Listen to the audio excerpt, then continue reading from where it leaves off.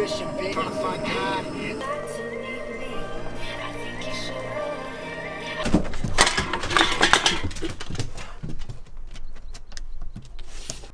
morning.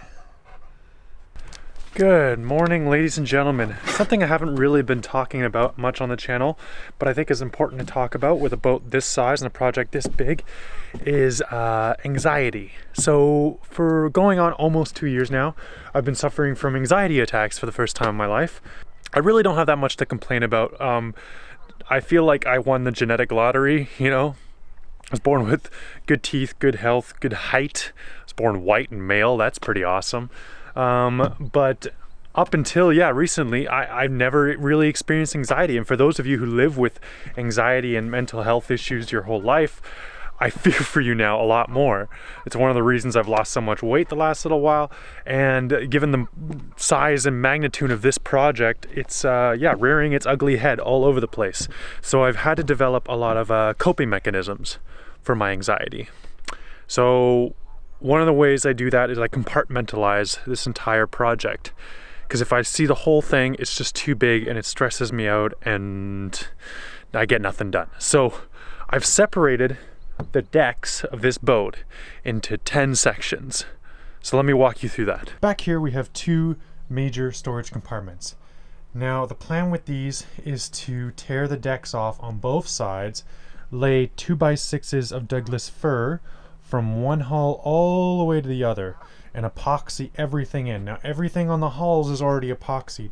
The decks are a little damaged and the transoms are toast. I've ordered the wood for the new transoms, and I've ordered the wood for the new decks. And yeah, the idea back here is to keep things a little lightweight on both extremes, forward and aft. You want to keep, especially a catamaran, quite light. You don't want it hobby horsing. So we're going to do a little bit of like cedar decking and a little bit of seating area, but other than that, I'm not putting anything too heavy back here. All right, let's move a little bit forward. Now this deck here is really easy to miss. Actually, a lot of people often do.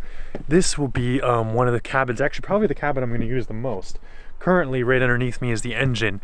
Now I'm not planning on removing this deck, because despite its hodgepodge look, it's actually in pretty good shape. So a little bit of cleaning, sanding, and then I'm gonna glass over top of it and seal it right up. Now I'm climbing up the starboard side.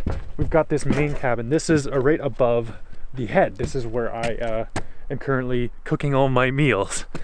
This guy is a little bit more substantially damaged.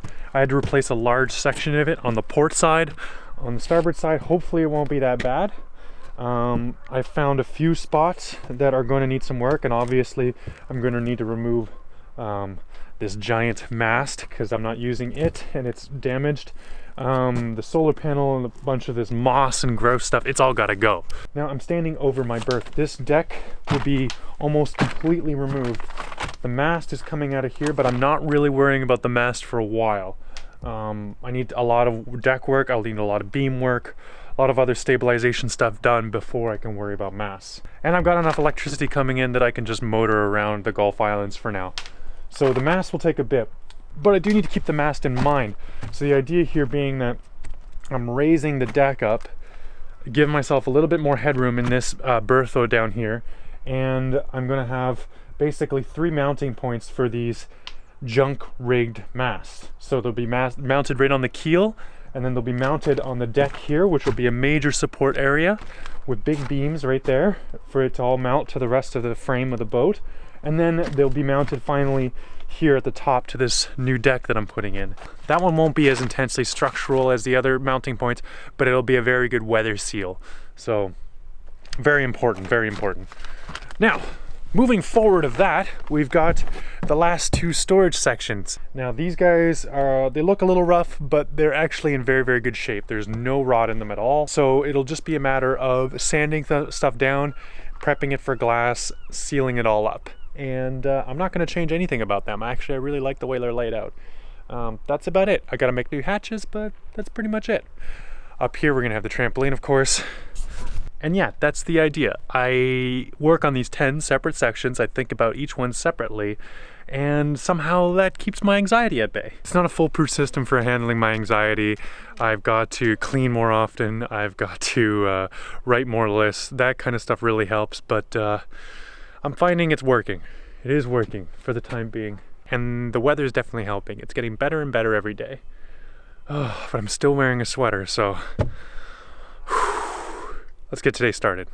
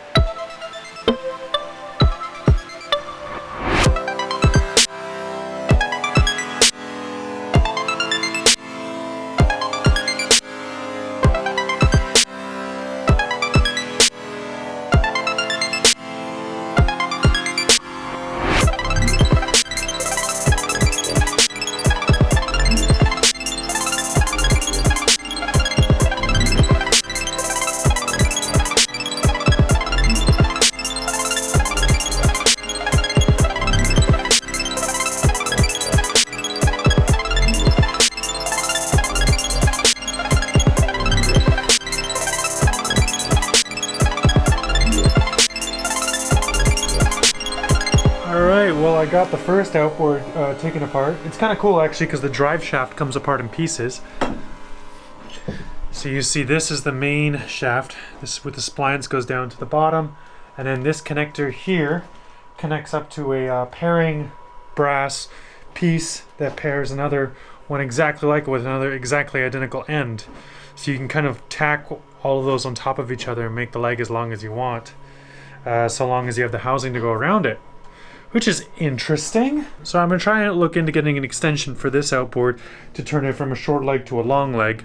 And then I heard apparently you can actually tack two extensions on top of one another and create an extra long leg. Now it's good that I've gone for a 25 horse in this case, because with that many extensions, it does weaken as you extend it further. So since my electric motor is going to be cranking out a maximum 14 horsepower, it gives me a little bit of headroom, and I don't necessarily have to worry about them shattering my drive shafts. I'm still going to take the precaution, program the motor controllers to have a nice, smooth, kind of parabolic power curve so that it doesn't come on too strong and snap anything. Anyways, I'm going to continue cleaning these up, and I'm going to spray this one with clear coat because I really like this kind of aluminum metal look. I think it's really cool. So I'm going to spray it down and give it a coat of clear paint, and we'll be able to keep this look without worrying about oxidization and corrosion and stuff like that, because it's already corroding a little bit, as you see right there. So I don't even know for sure if I'm keeping these props, but I'm going to cover them in clear coat and keep this metallic look, because in case I do keep it, I think it looks really sick. And it allows me to see any kind of cracks that form or any other pitting. So we'll get that done, and then yeah, we'll move on to the next thing.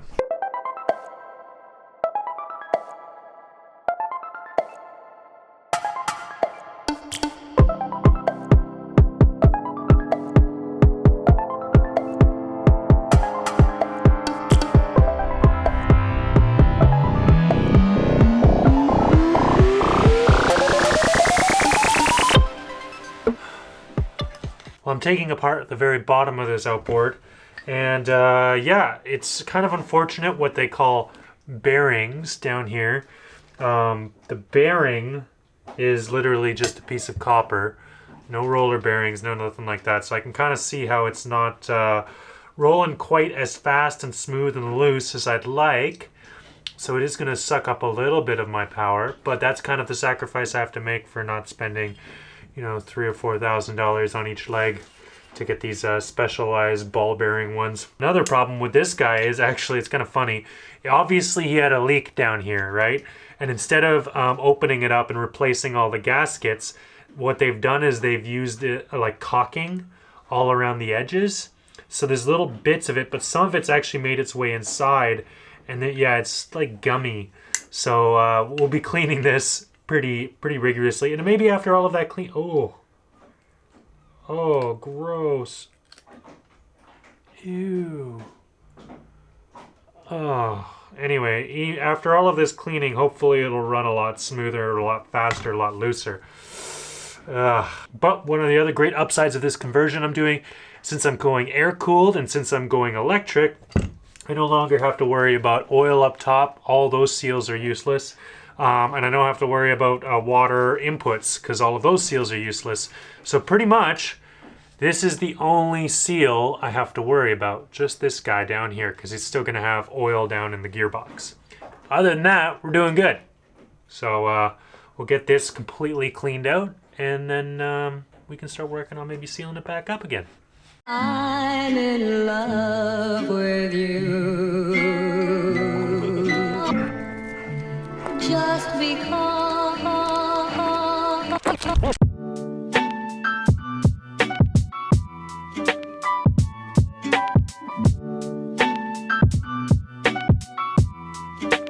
Joy and pleasure to millions of music lovers. I'm in love with are you? I'm in love with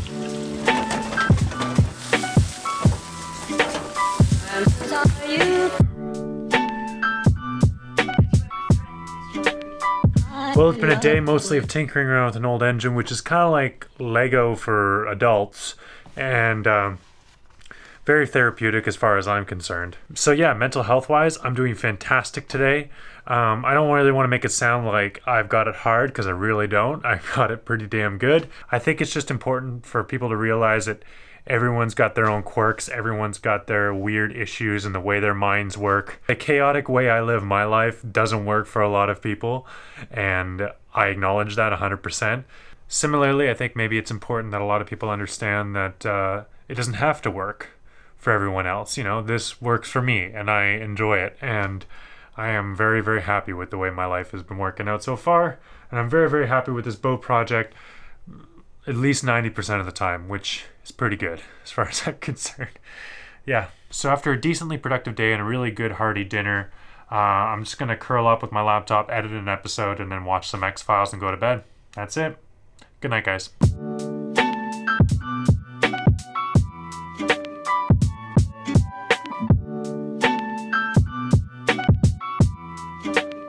I'm in love with are you?